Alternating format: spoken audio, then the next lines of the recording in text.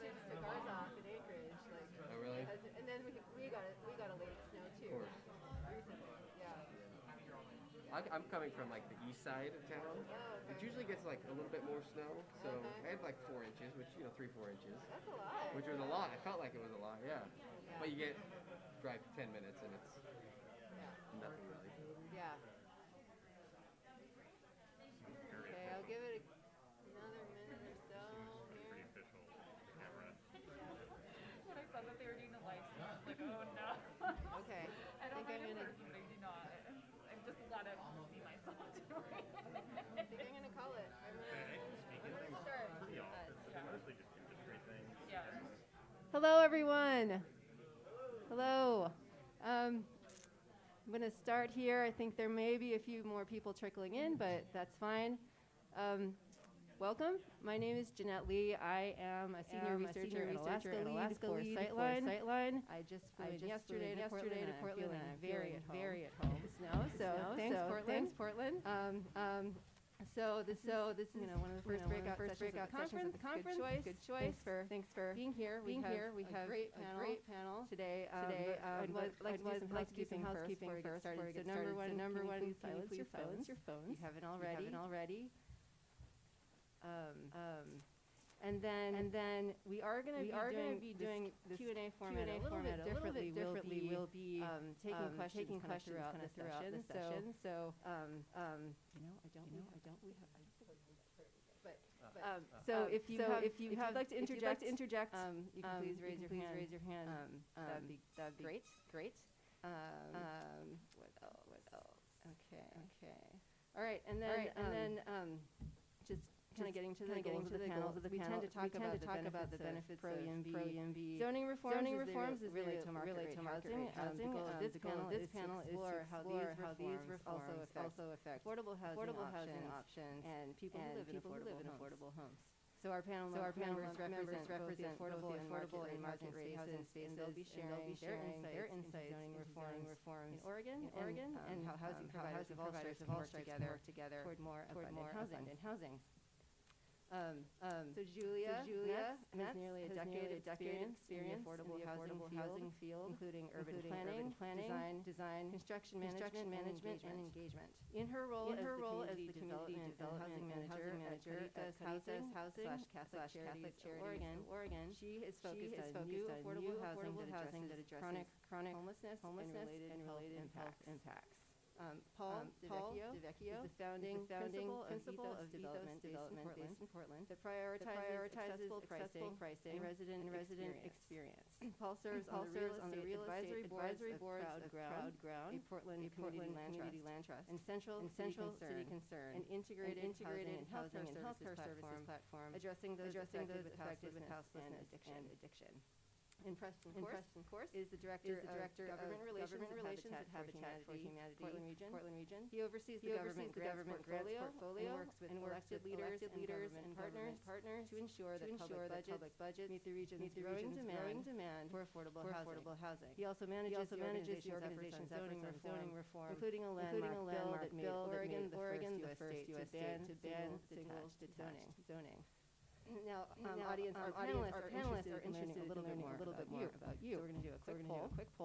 Please raise your hand if any of the following describe you. First, are you a volunteer with no direct housing experience professionally? Great, thank you. Any academics in the room? Oh, back there. Two. Public sector folks. Government. Elected officials. Great. Nonprofit employees, staff, affiliates. Excellent. And then moving on to geography. Who here is local? All right. It's showing. And then who here is non-local and rural from a rural area? And then non-local from an urban area. All right. Panelists, do you have any comments on makeup of our audience? Any thoughts before we get started? Good to know. All right. Great. So So we're going to get started with the first question. So what word comes to mind? And anybody can take this. When you hear the words zoning reform. Julia, would you like to opportunity. Paul? I was going to take that one. Yeah, so I'll go with possibility. I'll go for the completely simple answer of fear, which I think is probably captures everyone outside of this room. Possible. Okay, and Paul, why that word? Well, I think opportunity are related. And I can use to see a lot of local people. We had discussed internally as a group how to maybe sanitize the specific elements of what we talk about, make it more broadly applicable. I'm not sure that's necessary given the abundance of Portland folks in here. Just a local example. Sometimes zoning change might open the doors for some really big immediate changes. Town center transit-oriented changes. In other cases just sit there. Example, the area actually we're proud located between Interstate 95 and North Portland has been up for a long time. Only recently starting to see some market rate other affordable housing action. It was market conditions that we are all waiting for the zoning. So it's a mixed bag. I think sometimes what you see is land cost asymmetry changes, and that's kind of interesting for anyone providing housing. It's your first ingredient. So if you can pick something up that might change in the future, a little risk on it. Maybe the seller doesn't understand what they have. There's an opportunity in that. Julia, how about you? The opportunity for zoning reform. I think for me, it's there's the opportunity and right, it can go both ways, but for me, when I'm working on advocacy around land use and zoning reform or updates, it provides an opportunity to reflect on what's been working well, reflect on what's not been working well, and then respond to that to hopefully either sustain things that have been doing the right thing or change things that have not been going well or not supporting the values and mission that I'm at least focused on in that advocacy. And finally, the cynical version. So I think when I say fear, I think there's two buckets that people tend to fall into. There's the neighborhoods that want to keep the character and keep the scope of where they're living the same pretty much. Could be fear of change. There's the electeds who are fear who don't tend to want that type of confrontation and zoning conversations tend to be more fraught in nature, I suppose. And planning staff don't want to open up a Pandora's box of something that they can't manage. But then on the other side, there's the nonprofits, the private builders too, that are on the ground that are worried that if some of these opportunities for zoning reform aren't managed. We're afraid of missing out, and then there's 10-20 years down the road where we're not where we need to be. And I think in the past probably two decades we've seen that being the case. So we're from my perspective, dealing with governments and the zoning process, it definitely is it's worrisome to the concept of not hitting the mark next time around, so on. We'll get more specific a little later, but can you speak generally about how land use decisions impact your ability to provide housing in your work? Take that, or I can just. I can jump in. Yeah. So for Habitat, we're a affordable developer. We tend to build between 10 and 50 homes per project. Technically scattered site. I wouldn't call it necessarily. But we build across the region. We have 12 different build sites from Hillsborough to Gresham. Don't know, it's about 20-mile radius or so. And we're building 250 units or so in some phase of the development. So when we hear zoning reform, we think of it as an opportunity. As land diminishes, land costs increase. We think that there's a big opportunity, and we can see sort of where the trend is going towards development, more dense, and in areas that still have vacant lots, and that's far and fewer between as time moves on.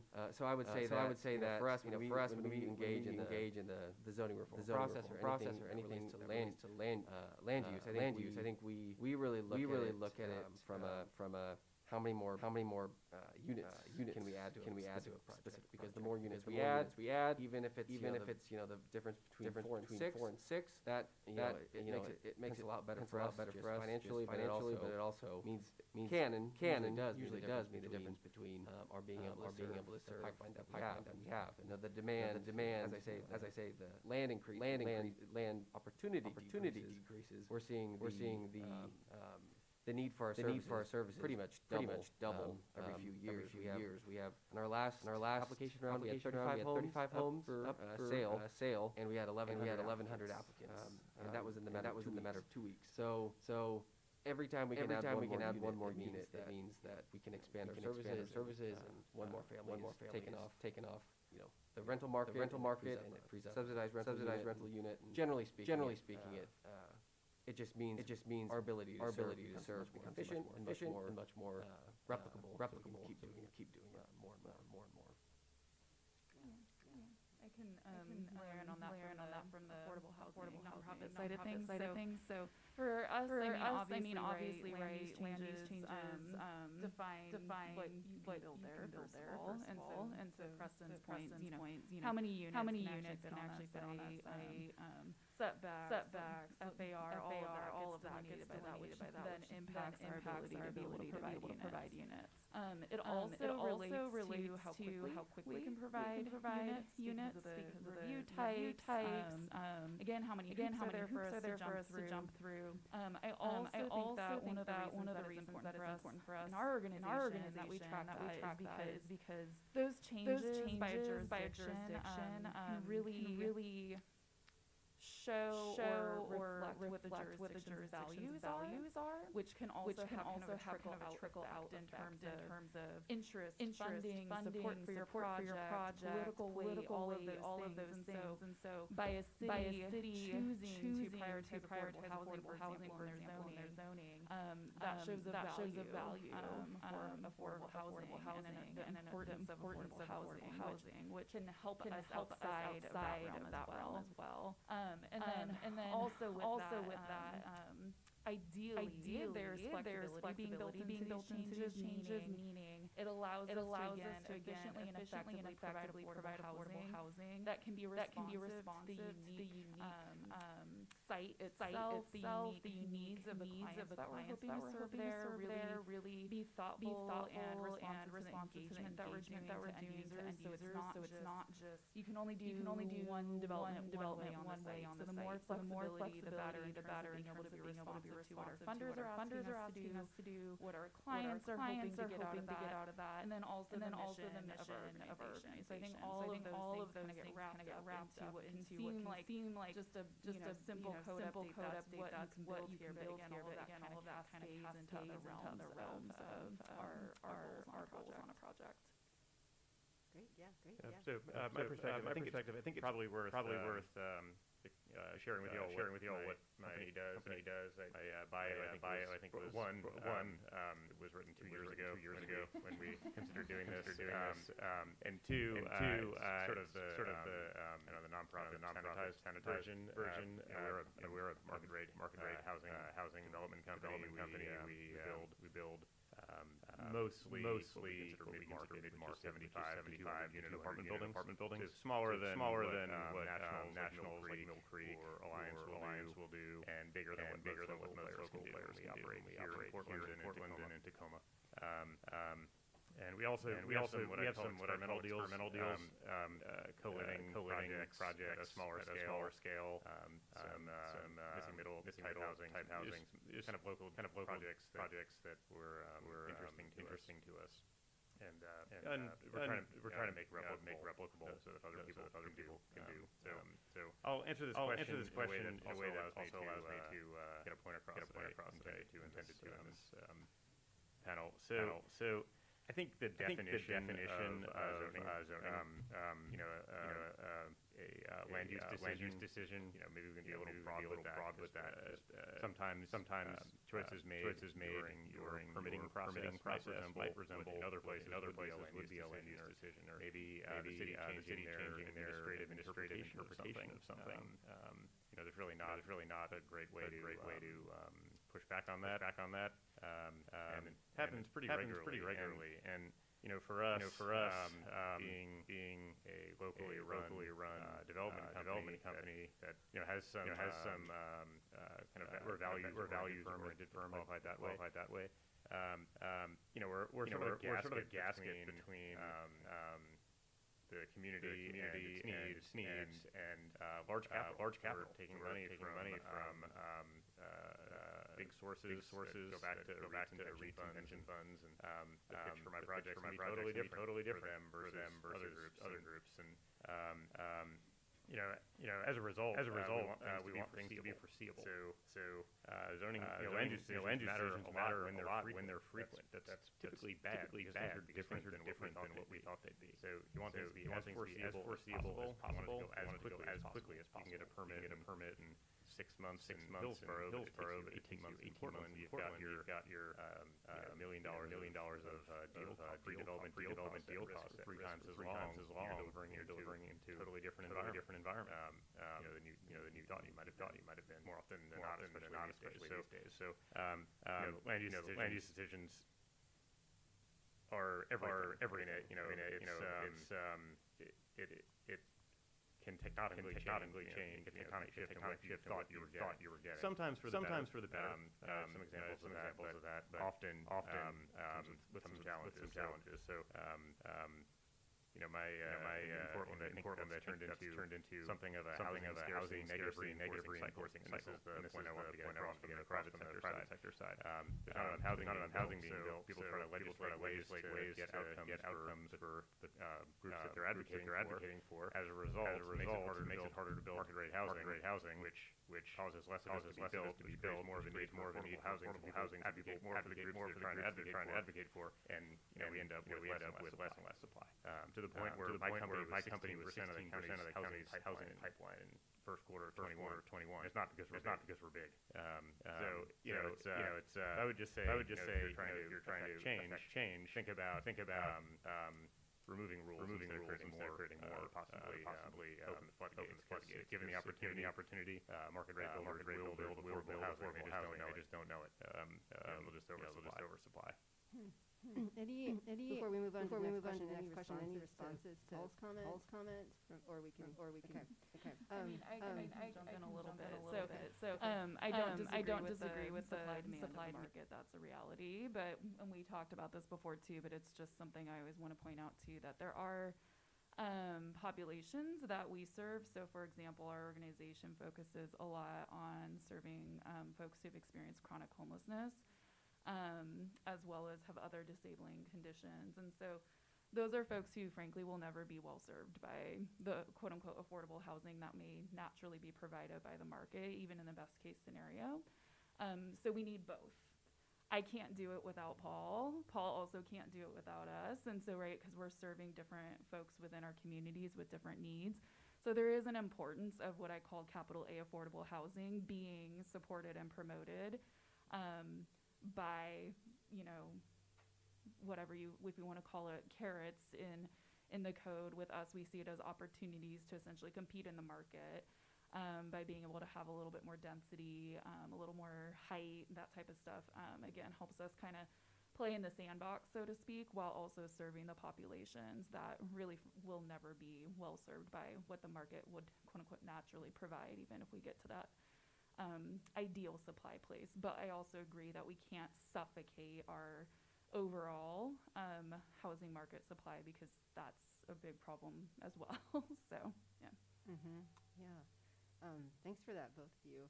And, now, moving on to kind of more specifics, what have been the most important either municipal or statewide housing policy changes for the work you do? Are there specific, bills, changes in code?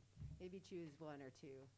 I know there are probably a lot. Yeah, Preston, Well, I was going to say, I feel like if you want to cover 2001, I could cover Senate Bill 458, but I think I can talk a little bit.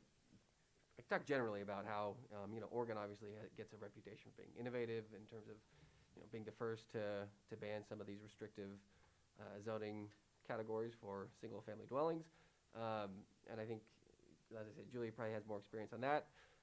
But Habitat for Humanity in Oregon recently advocated for, and with the help of the League of Oregon Cities and the Home Builder Association, recently passed a follow-up to that bill, Senate Bill 458 in Oregon, which basically allows what House Bill 2001 does, which is more units per lot, up to 4 units, to be split fee simple and sold pretty much by right, which is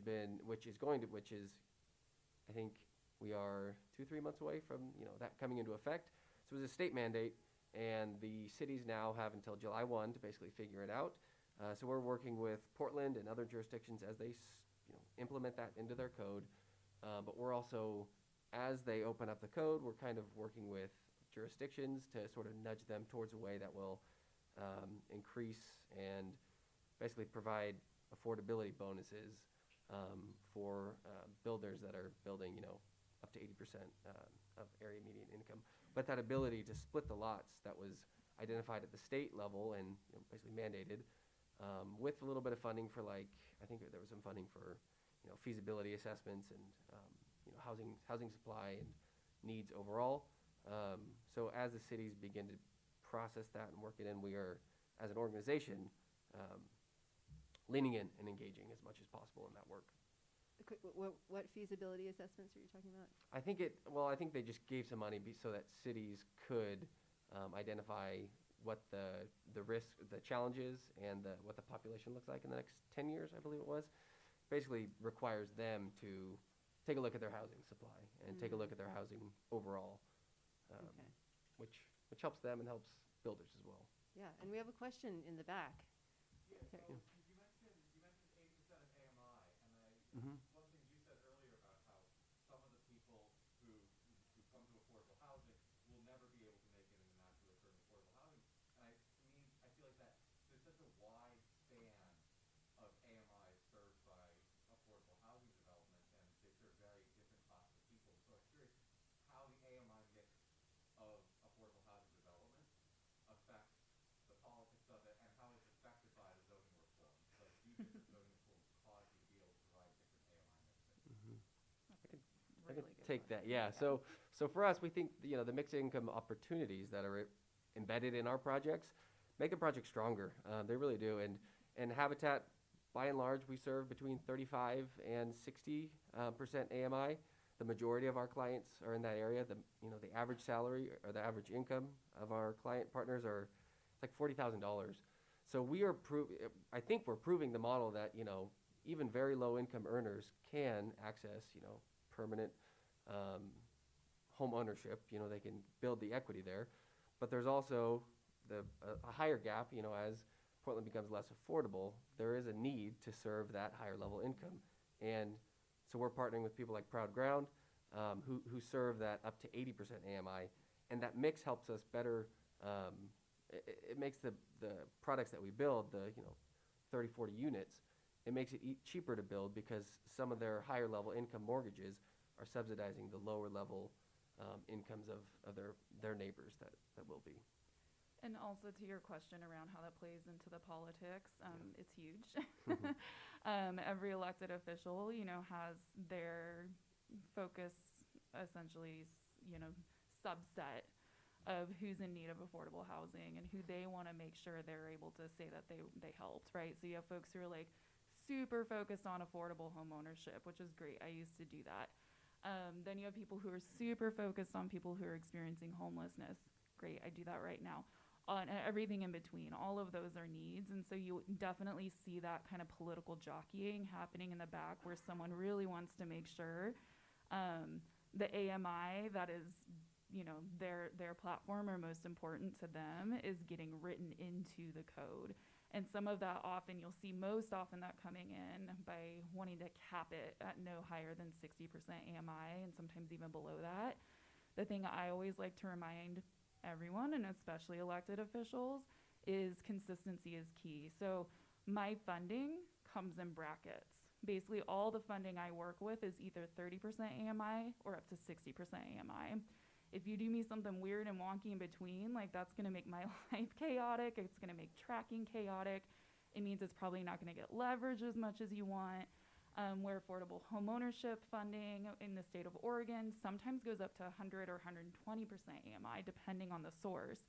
And so again, kind of matching where those like pins are, I think is really key to making sure that those AMI buckets are actually going to be utilized and can be helpful to a developer.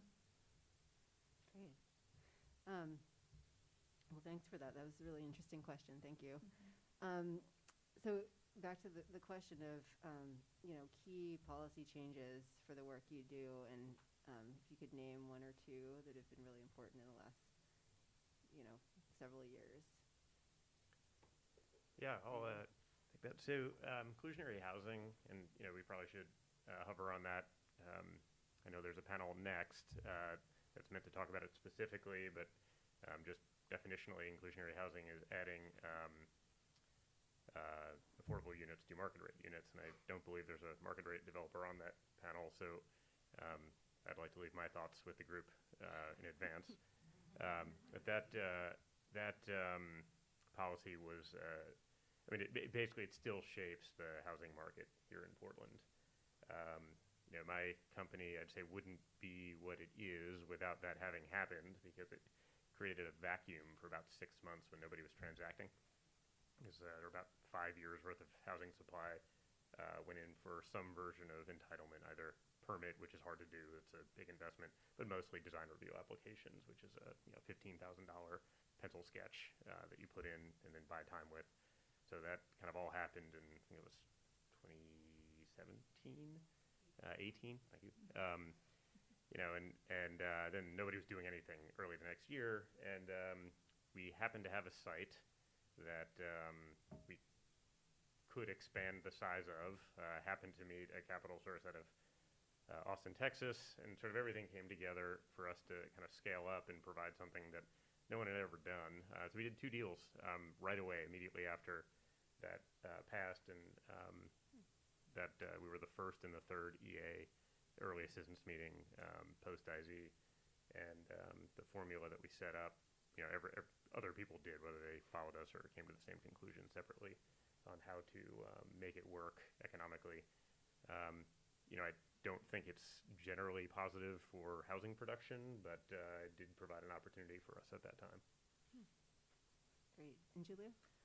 Oh my gosh, picking just like 2 or so is hard, but so I'll start with residential infill project, since that was kind of my launch into doing advocacy as an affordable housing developer. And so most of you should be familiar with that, since there were a lot of Portland hands raised, but essentially that was Portland zoning code reform part 1 for allowing multiplexes essentially in single family zoning. And at that point in time, I was working for a nonprofit that was really focused on providing affordable homeownership for folks, Black folks in particular, that had been displaced from inner Northeast Portland. And so part of the reason that I leaned so heavily into advocacy and engagement for that zoning reform was it really has had the opportunity to open the doors for us to develop the type of housing that the folks we were trying to serve wanted. They don't want stacked condos off a corridor. They wanted something with a front door that they could point out and be like, that's my home. Even if it had a shared wall, being able to have a front door and like point to that door in the row house, that was like the dream, with a front porch. That was it. And so it became really clear that residential infill project could start to allow that to happen. And long story short, it was like one of the longest zoning reforms in the city of Portland. Some of that was warranted in terms of making sure that a good opportunity didn't go to waste. But with that, it's been fantastic seeing things picked up now in this secondary portion, both at the city and at the state, to make it even stronger in terms of things like fee simple opportunities to occur, which is really helpful beyond kind of the condo ownership format. And then I've also been really engaged in the design overlay reform, historic resource code overlay, what else? The multifamily zoning, all of these things, because they all impact my ability to do affordable housing. And it's not just about me and my organization. It really is as someone who has a background in urban planning who now does affordable housing, what can I do to help both educate the planners in our cities so that they can really understand what happens on the ground with the code updates they're doing to help all of us who are trying to develop affordable housing within Portland and other jurisdictions in the area. So that's part of why I kind of tend to track and advocate in so many different things, and they all play a really important role for different reasons in what we do. Quick other housekeeping. The folks online are requesting that we take our masks off. Oh, okay. But only if you're comfortable. It's really up to you. Can do, yeah. There's no pressure at all. Yeah. None needed. Okay.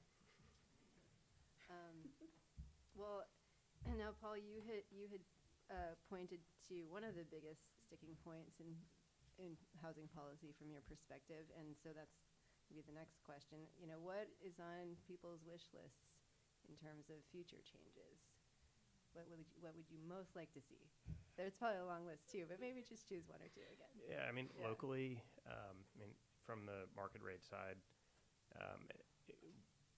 I'd say fine-tuning inclusionary housing at this point would be the ask, and calibrating it to get the carrots correct. There was meant to be a study to do that, and it didn't happen. And some of the time-based changes have already taken effect, and the city has already made changes to the program, without the benefit of an academic study. That here now is probably amongst the biggest. And another very simple thing, and again, this group, from the perspective of advocating, holding what seems to be a mundane bureaucratic process to account for performing. So why do building permits take 18 months here? That really matters.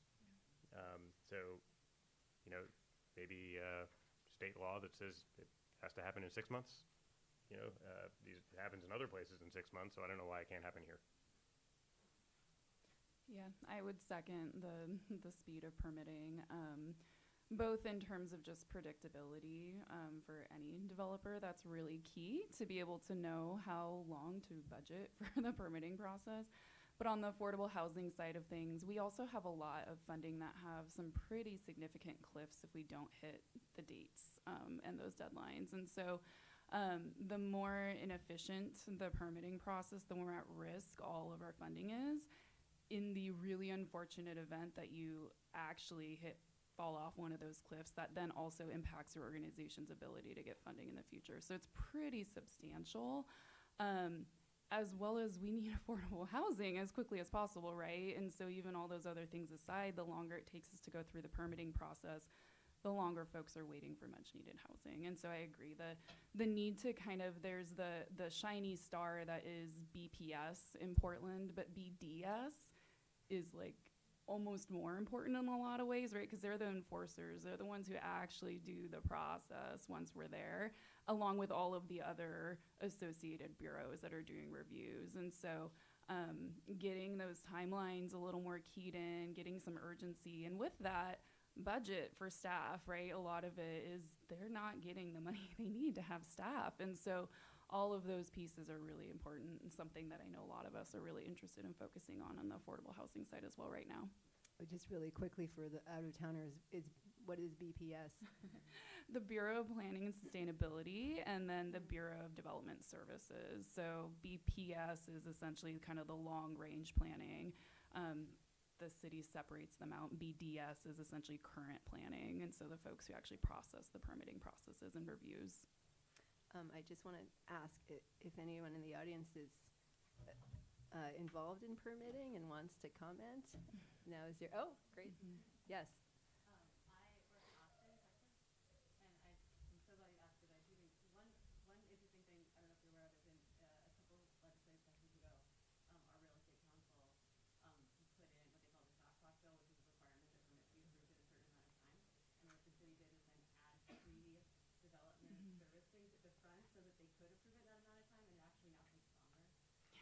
So it's really kind of funny. It's just, I don't know, it was an interesting case study. I think that the real estate council really thought that was going to solve a lot of problems, but it actually made it a lot worse. But the other thing that's made it a lot worse that I'm curious about here is the city of Austin lost a ton of staff during COVID. Like people just took off, and so there's like it's a ghost town up there. So now it's even harder to get anything done, and the folks that come in are new. And I'm just wondering, I hear that that's happening everywhere, but how's that affecting? Yeah, same. Definitely a problem. And part of an associated problem is that people are rethinking things. They're new, so we used to do it like this. Yeah. Idea doesn't exist, so it comes with uncertainty. So other people's learning. I can't imagine it's a wonderful place to work at the moment. They're under a lot of pressure. The systems aren't good. I mean, and by the way, Portland took it upon itself to do basically what you described. They're trying to BDS, the Development Services Group, is trying to kind of tally the time it takes to get a permit, and they're not counting the pre-issuance period, which happens at the end. It's a kind of an out-processing period. It just took us 3 weeks to do that, so it's a meaningful amount of time. And they're not counting the intake process, and they're also averaging single-family and multifamily all together. So it just looks a lot better, but it's still really bad. So we ended up in the same place differently. I'm curious, just maybe other people are wondering this as well. Why is it taking longer?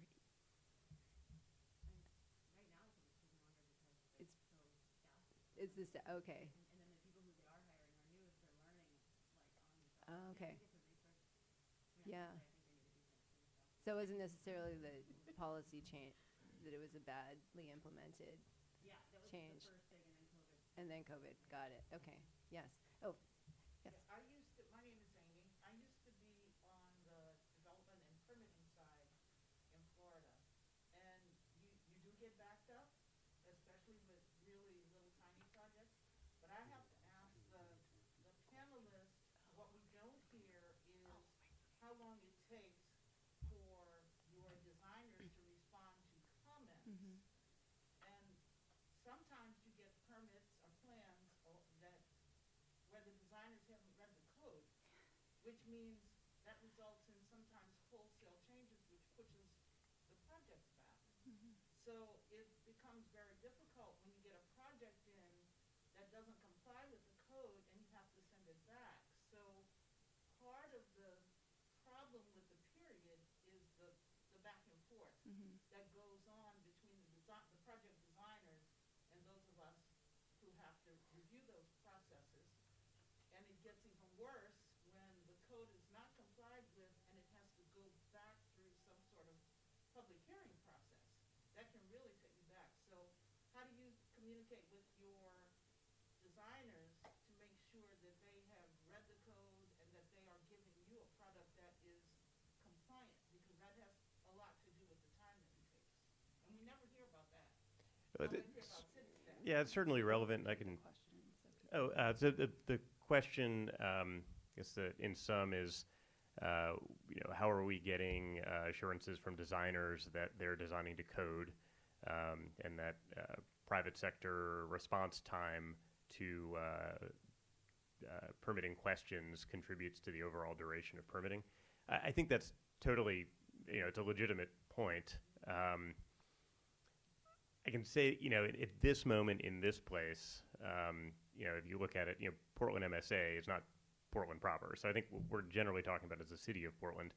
The same groups of developers and architects are also developing in Clackamas County to the south, Washington County to the west, and north of here in Washington State. And the same groups of developers and designers are getting permits in 6 months. So to the extent that you can have any sort of comparison, it's obviously non-scientific. And then to add to that, at least at my company, we're using what one would probably consider to be amongst the best architects that do this kind of work with regularity. So it's while I think there are certainly designers and developers that will try to bend rules. I don't think that our projects or scale of projects are in that category. Then you can also add, like the production type companies like Mill Creek and I think their voice is, it can be a proxy for that kind of a developer. No one really wants to go to bat for that kind of group because it seems, like just an economic machine, but that's, I think 98% of our housing in the country is privately developed, and most of that is funded by the kind of capital they use, so we kind of need them. But they're just building the same building over and over, and it still takes them 18 months. Mm-hmm. So, how it takes longer to permit than it takes us to draw it to completion. So how can somebody review something that somebody else did and take more time to do that? It just doesn't check out. So point very valid. I don't think it's the, at this moment in this place, the problem. I know the permitting issue is a real hot one, but I think we should maybe steer it back to the question which we were originally talking about and the panel topic. But this seems like a great unconference topic if it's not already on the agenda. So just keep that in mind. Midnight's the deadline tonight to get your unconference topic proposal in. So we were talking about your wish lists for future policy changes. And Preston, have you gone yet? No, wish lists. Yeah, well, I mean, accomplished wish lists. Yes, we have. But Julia mentioned. Yeah, Julia mentioned there's another sort of RIP 2 is what we're calling it, at the city of Portland specifically, and that's the ability to build what essentially is building off the RIP 1 now is what it's being called. Those deeper, mid-block lots, the fourplexes, potentially 5 and 6 plexes as well. So we're working with a group of private builders as well as city staff trying to go at it together to try and develop a product that's mid-block. You can build, 5, potentially 6 units if half of them are categorized as affordable under the current code. And that would provide us the opportunity, if there's a 10,000 square foot lot, to build potentially 12 units on it in a form that currently isn't allowed now. So we have done those stacked flats, as Julia mentioned, those 3-story walk-ups. But again, those aren't necessarily the ideal target for a lot of low-income family members or low-income families who have members who are elderly or young children. So we're trying to tweak the design standards right now so that we can build townhome styles in a mid-block lot, and that would provide the typical habitat build to just fit a normal Portland lot that are far more vacant than the bigger 3-4 acres around. Yeah. Thank you. So kind of moving on the nature of engagement when yes, question? Yes. Yep, sure. Diane Lindsay, Director of Crowd Around. It's been a great honor to be an advocate along with these wonderful 3 people coming from different places. I just wanted to reemphasize the importance of, it's one thing to win an advocacy battle, and we've done it many times. It's another thing to make the implementation work, as Paul and everyone's mentioned about, really making it work once the policy's passed. Our job is not done, because the nuances of how things are interpreted in terms of timing, interpretation of language, and I know we've got staff capacity issues. That's true for us and the public sector right now. So how do we have rational conversations and move more into a problem-solving conversation? Like, how do we actually build more units for more families more aggressively across this housing spectrum of needs, not just here, not just there, because I know we each kind of focus on an area. We're certainly in the permanently affordable homeownership arena, and still know that this community and many most communities are facing such serious homelessness crisis. Crisis sits in front of us every day. So I was just sitting there thinking, timing, simplification, because it's one thing to have staff capacity problems. It's another thing for them to tell you in a pre-development process to go over something 4 or 5 or 6 or 10 times, challenge our models, make it more complicated when there's so little time and effort, that there's so little time and so few people that understand what's going on within the bureaucracy. So how do we shift the conversation into, I know there's not a great answer to this, into problem solving in partnership with the jurisdictions? Is that a possibility? Can we start having that conversation for problem solving? I mean, I'll just quickly to repeat the question. Yeah, go ahead. Oh yeah, no. So the question was over implementation. That policy change is the first step, and then how do we get some strong implementation going? And is there a way to partner with, bureaucracy to make it go more smoothly? Mm-hmm. Yeah, so I was just gonna say, I even though it's more fun to talk about all the problems, I do want to give a little bit of kudos, well-deserved kudos, to the city of Portland. I know from my experience, no process is perfect, but part of the reason that I have engaged in code updates is because of how collaborative the planners are. Like they truly have wanted to hear what they're proposing will impact, how that will impact my ability to build affordable housing. And so I want to acknowledge that I think the appetite is there. It's just, it's the same story, different place, breaking down silos, taking a minute to reflect, having required check-in points after something has passed and, some time to recalibrate based on that. I also think on the advocate side, it's more sexy to be involved in the policy change part and kind of the big change, and it's really exciting and all the volunteers want to be there and everyone wants to show up for testimony. How do we leverage some of that energy to the after it's been passed and kind of doing check-ins and a little bit of the watchdog kind of component there too?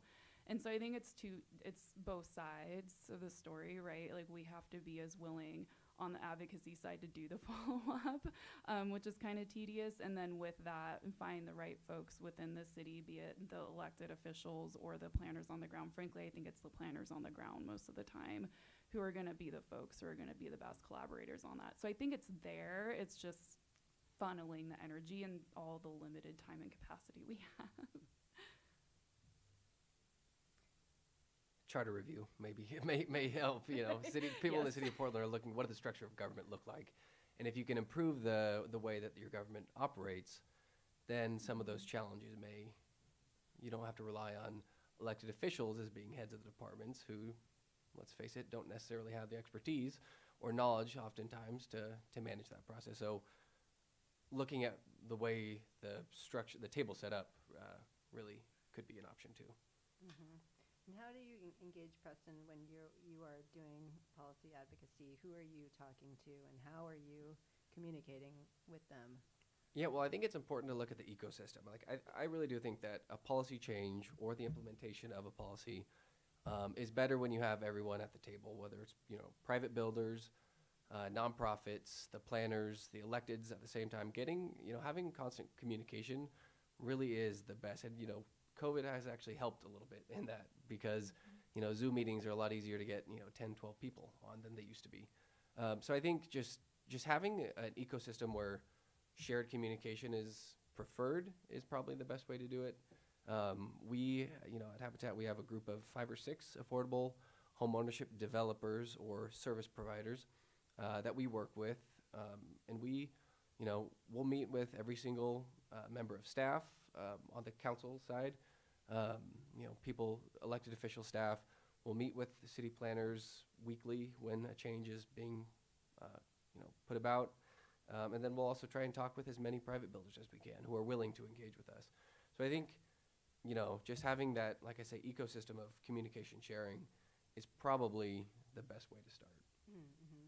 Yeah, and that brings me to a key question for this panel, a key topic, which is the sort of collaboration between market-focused market-focused builders and affordable housing builders, and kind of how that works now and how it has a potential to work in the future. Anyone want to take that one first? Yeah, I mean, the needs are not very different when it comes down to it. I mean, we're building the same buildings, more or less. The funding's different, and the occupants are different. And, wraparound services is a big point. That's kind of what Julie was getting at. That and I, by the way, I was not advocating for the absence of LIHTC deals or affordable housing, but generally, I think it should be. I think we'd need less affordable housing if we built more market rate housing. Is my point. Perhaps, literally, that IZ created decreased the pipeline enough that created the need for more affordable housing that created is my general, we'll see when the study eventually happens, but that's my assumption. I think, the one place I think where the needs differ dramatically is getting land. So like we can act, private sector can act very quickly, throw money at it, quick close if you have to, certainty of timing, even if it's a year out. Julia, maybe you can talk about what land looks like for you, but I know that's more challenging, even if after that, everything we need during permitting might be similar. Mm-hmm. What land?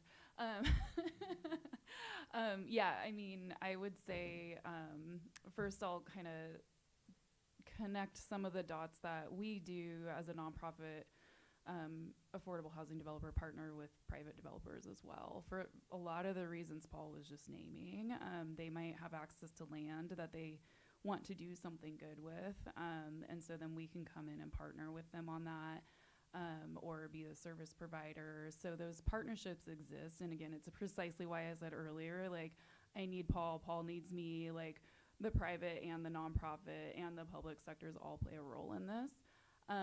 For us, again, some of the challenges of, even if we can afford to, for example, go on the market and try and buy land, that has to happen before we can even apply for competitive funding, which means we have to put a contingency on our land offer that is like, we don't even know if we have funding yet, and we won't know for basically 12 months. Like, will you come, like, take our offer? I mean, it's just wild. Like, it's so impossible for us to compete in any kind of competitive market, let alone even where there's virtually no competition.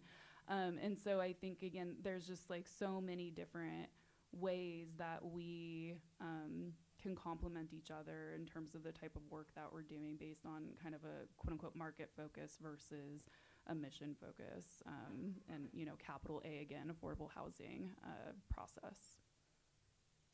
And I could quickly on this, I do think that the idea of a private and nonprofit affordable building projects and partnerships in general aren't out of the realm for a lot of people. And I think it's going to be it's probably going to be the way we do bring scale to the affordable formula.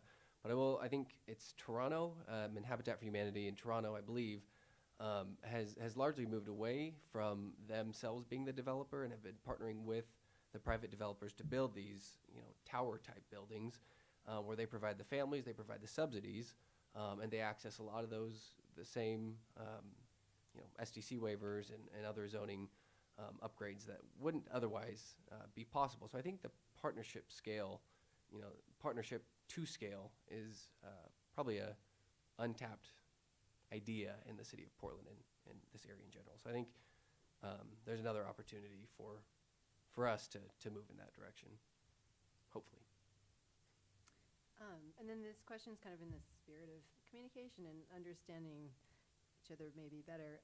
What do you think market-focused voting reformers don't see when it comes to affordable housing?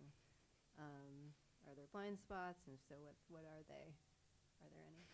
I could do like an entire panel just on that. But I will say some of the biggest things I see, and there's some points I've already made, but just to, I guess, reiterate them. The amount of time it takes for us to put together a deal, let alone a project that is, again, responsive to the needs that we're trying to serve, it takes a lot of time. And so everything from all of the great bond money that was approved both in Portland and the metro region as a whole. Recent article just came out about this again, but like there's just like a lot of complaints of why is there no housing yet? It takes us like 4 to 5 years to do this, because partly because of the permitting, partly because of the financing, partly because we want to do thoughtful design. We're not doing cookie cutter design. We're trying to like make sure our developments are really being thoughtful and inclusive to who we're trying to serve. All of that takes time. And so that to me is one of the biggest pain points in terms of that people don't understand, understandably, all the work that is happening behind the curtain.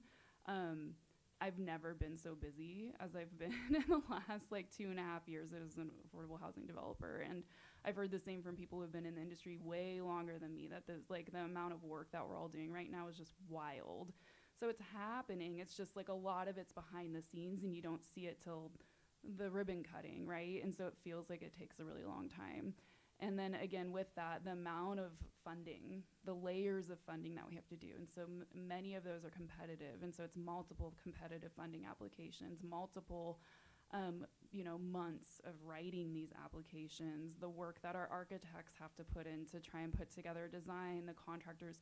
Again, there's just a lot of stuff that has to happen before you even get money in your hands. That isn't the same for market rate development. That, again, I think is hard for planners, advocates, everyone to really understand these unique pinch points that exist and the amount of risk that we're having to take on to even go in for competitive funds. And I'll leave it with those two very big ones. Actually, have a quick follow-up on the funding. What does it take to apply for funding? I mean, just, Yeah.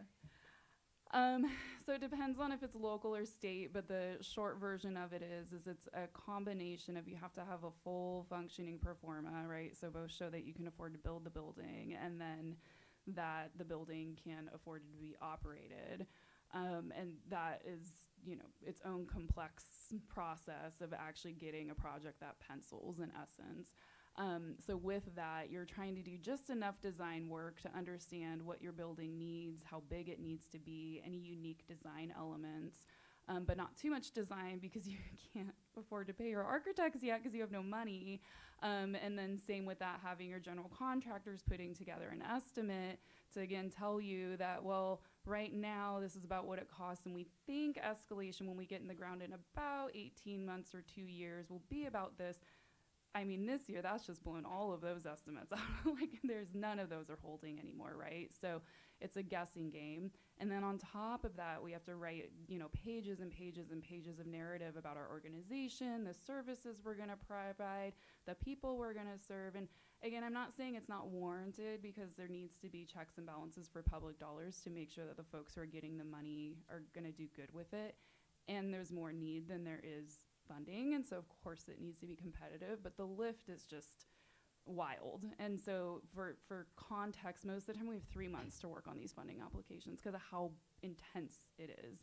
And we're doing this on top of like running all of our other projects that are actually in development in some way. So it's a lot of work just to ask for money that you may not even get, and then do that again in 6 months or a year if you don't get it the first time around. Mm-hmm. Yes, we have a question right here.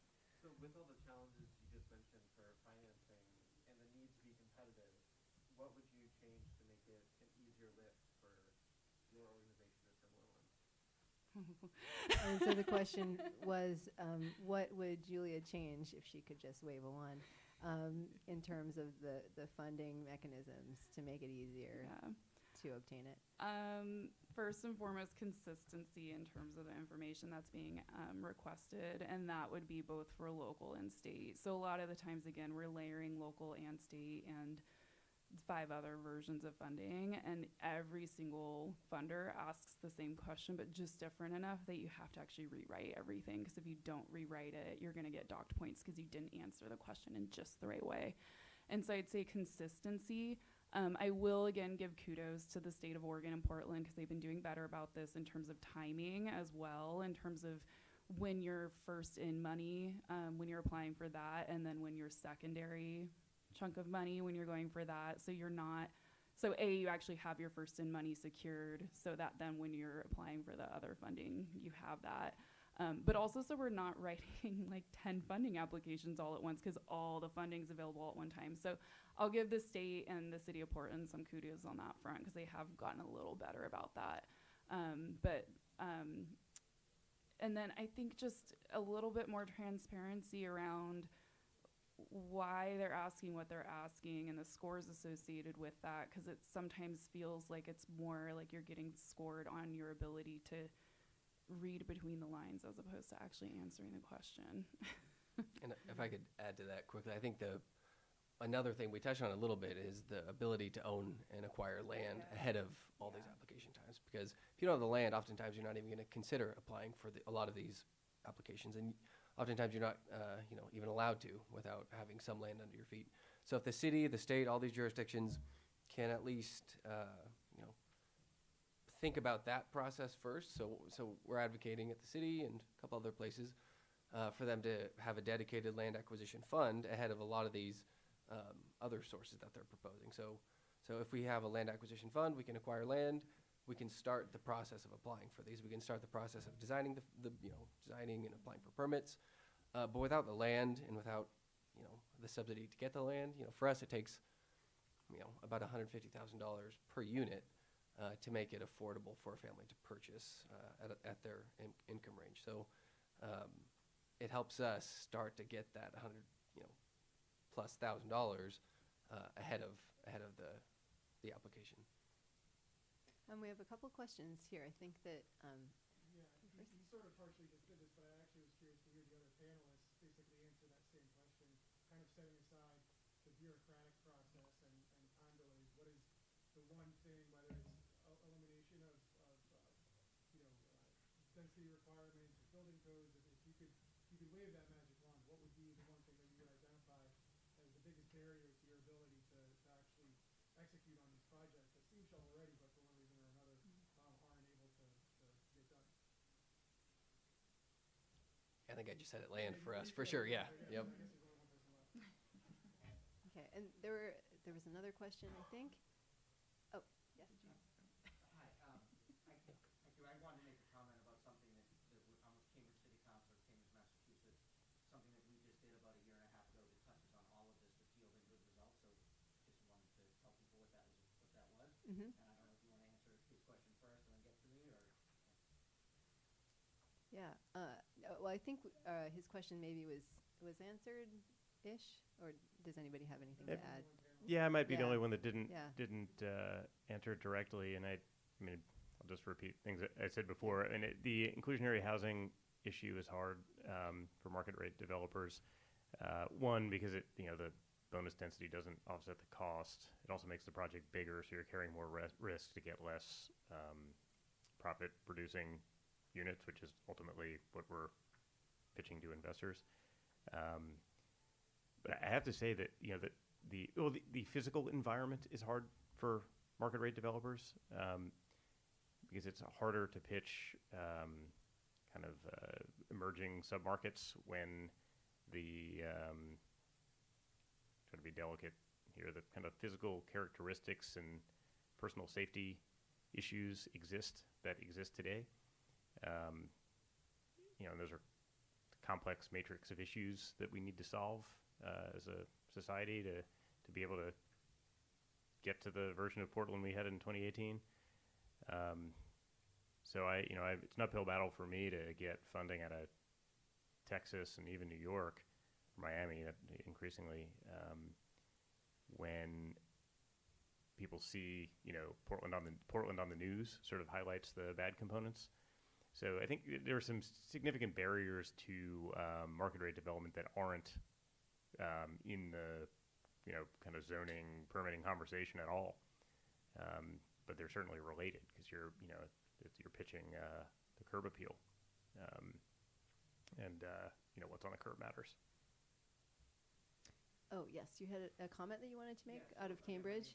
Mark from Governor, I'm a city councilor in Cambridge, Massachusetts, and in Cambridge, to build a unit, an affordable unit, or any unit, you're looking at $500,000 to $750,000, right? So it's outrageous. And what we saw was that affordable housing developers, because of land costs, really couldn't even get in the bidding for property at all because it was too expensive. So a year and a half ago, we passed what's called the Affordable Housing Overlay. It's a citywide overlay district that gives height and density bonuses and eliminates planning board approval if you build 100% affordable housing. And so with those height and density bonuses, those affordable housing developers who couldn't previously bid on a property, now because of those bonuses and those incentives, are now in the game. And we have, in a year, we have 400 units of 100% affordable housing in different stages of development. And by taking away that permitting piece, you're no longer getting the 18 months because neighbors are complaining and fighting it, and planning board members are willing more to listen to abutters than they are to people you're building the housing for who aren't even here yet. So if anybody wants more information about that, it's been very successful. Other cities around the country are starting to model it. I'd be happy to talk to Yeah. Any comments on Cambridge's affordable housing overlay? Does it include home ownership? It does not, but we're working on home ownership issues now with Got it. with rental. Yeah. It's from, thinking about that, by creating a density bonus, you're creating some opportunity in maybe making the land worth more to an affordable housing provider versus a market rate provider. And in exchange, it sounds like the seller would go for the lack of certainty associated with the application process. But that lack of certainty doesn't go away. But there's just maybe a reason to live with it. Sounds like what the resulting outcome would be. If they build 100% affordable under the overlay provisions, it is as of right.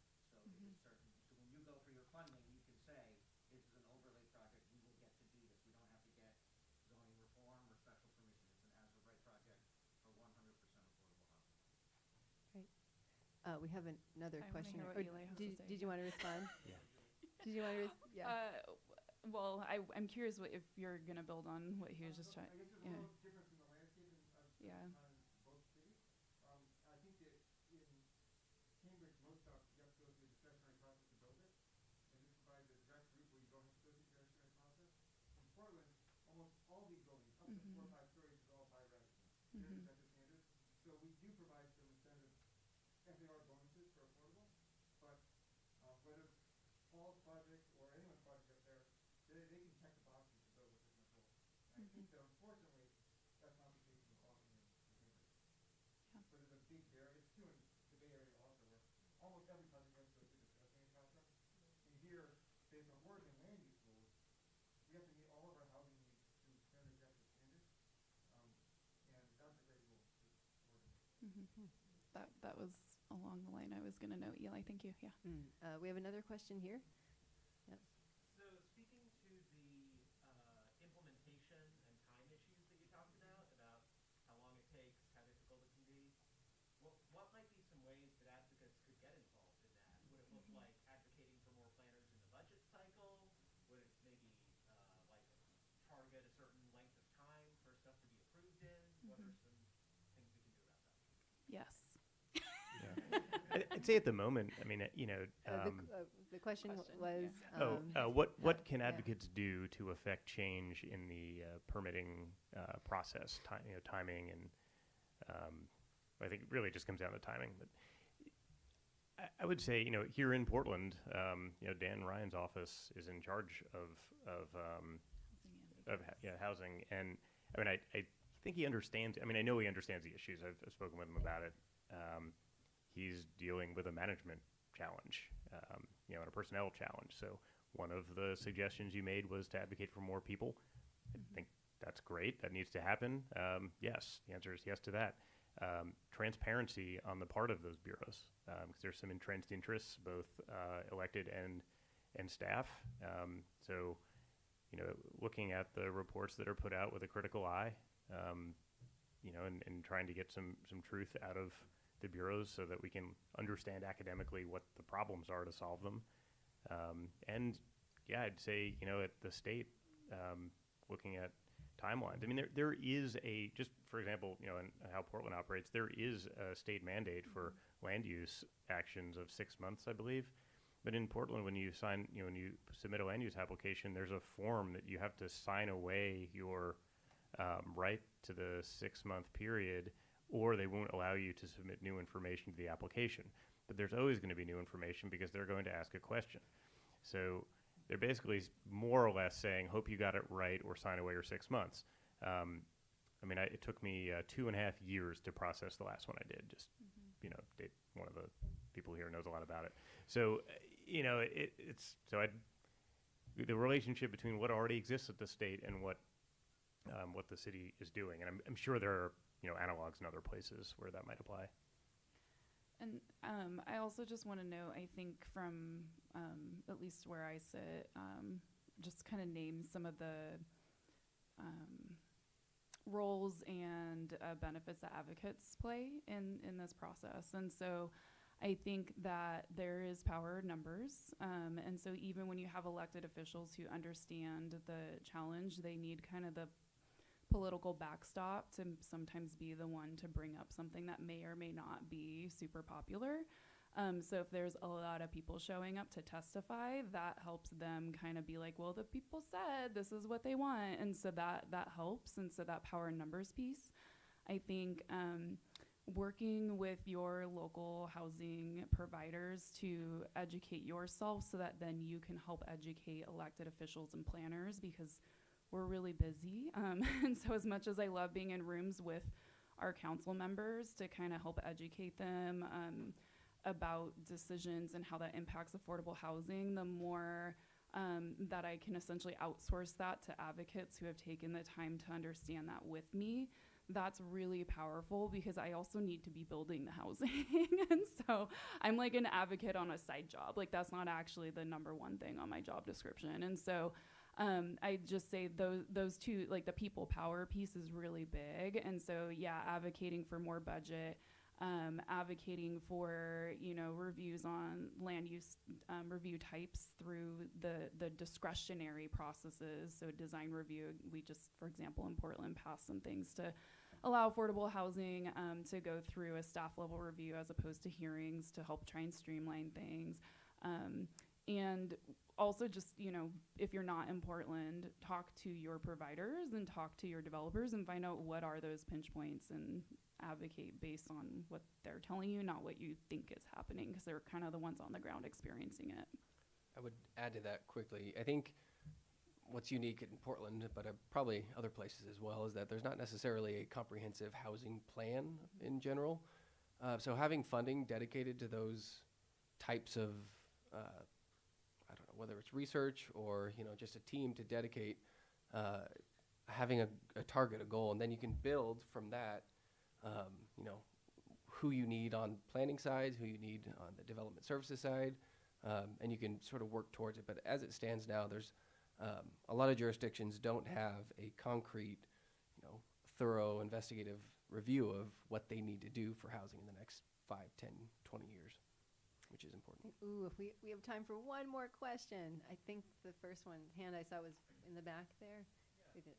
Thank you. My name is Mason. I'm from the city of Bothell, and like I've heard you say a lot about all the different things that can torpedo affordable housing development. There's a ton of factors that can do that, and what I lack and what I would really like to have, and I know this probably isn't an answer you can give right now, but a tool to say, here is what a code would look like that would allow this to be developed in this city or in this area with, you know, and here's the result. You know, we've got, I think, 12 units, you know, half of them affordable was one mentioned, but like, like here's the parking requirements that we would need to have, here's the setbacks, here's the, you know, all the little different minutia that we put in front of you. Like, I would love to see how it all fits together to make sure that I don't have one thing in my city as we do a missing middle code that prevents the type of development that we want to see. Is there a resource like that exists out there from affordable housing developers or for-profit developers that are looking to develop, you know, housing with that incentive? I think there is, but I can't remember what it's called. If anyone in the room knows it, I know that there was something that was under development that did that, and if anyone knows it, name it. But I also just want to note, I don't think you can replace, though, kind of the reality of the complexities of development with a software code. And so I hear what you're asking for, and I would say even if that tool does exist, I strongly encourage you to connect with developers in your community. So for example, a lot of the advocacy work I do is literally taking draft code and showing our elected officials and planners, this is what I can do with it. Is this what you want? And if they're like, this is perfect, and then I'm like, great, that totally doesn't serve the people we're trying to serve, but there you go. I mean, and that's the type of dialogue that I have with folks. Again, it takes a lot of time, and not everyone can do that, but I think it's valuable and important to try and connect with folks to do that. But I do think that there has been different software that's attempted to do that, but again, I think that there's still a need to balance that with the human check, I guess. Yeah. So I'm on a, it's called a PAG, Policy Advisory Group for the city of Tacoma, and the purpose of that particular group is to discuss design review. There's a lot of development happening there, and you know, some of it maybe could have been better in the eyes of some, including me. Anyway, it's a good dialogue, and I think that it's different perspectives are well represented, and I think the result will be good. And I think a little protracted. Maybe we'll take 6 months to get to a result, but something like that seems like it might get folks to engage on the topic and arrive at what is best for Bothell, given the existing fabric of your city and lot sizes and players and all the stuff that makes it unique, and makes it better than Amsterdam and whatever else is on your shirt. Yeah. Well, I think we've run out of time for questions, and I just wanted to thank our panelists again, and it's a great panel. No hands. Yep.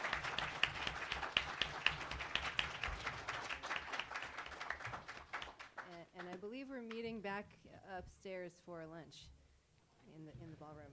Thanks, everyone. Good.